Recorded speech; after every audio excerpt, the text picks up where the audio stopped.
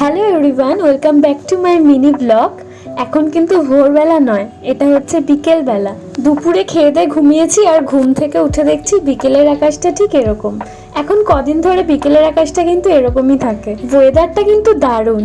সন্ধেবেলা তারপর আমরা গেছিলাম বান্টি কাকুর বাড়ি। আজকে হচ্ছে বান্টি কাকুর জন্মদিন।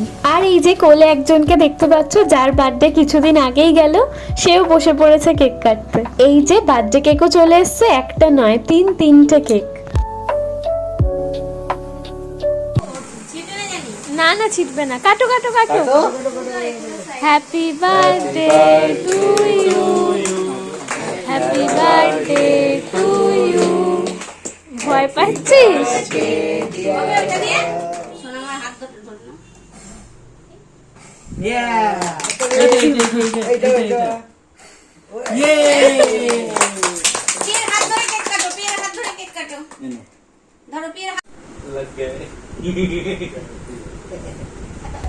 রাধা কৃষ্ণের এই সুন্দর 3D ওয়ালপেপারটা আজকে বান্টি কাকু গিফটে পেয়েছে। হাতি দেখাও কেমন।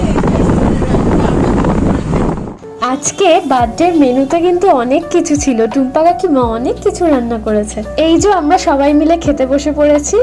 ফার্স্টেই চলে এসেছে গরম গরম ভাত, তারপর টুম্পা কাকিমার হাতে স্পেশাল ভেজ ডালটা, আর সাথে ছিল 5 রকমের ভাজা। আমি পটল আর আলু ভাজাই নিয়েছি। তারপর তো ছিল 3 রকমের মাছ, এটা হচ্ছে পাবদে নাকি পারশা সেটা জানি না। তারপর হচ্ছে পটল চিংড়ি, যেটা ওদের পাতের থেকে আমি ভিডিও করে তোমাদের দেখাচ্ছি। আর তার সাথে ছিল কাতলা মাছ।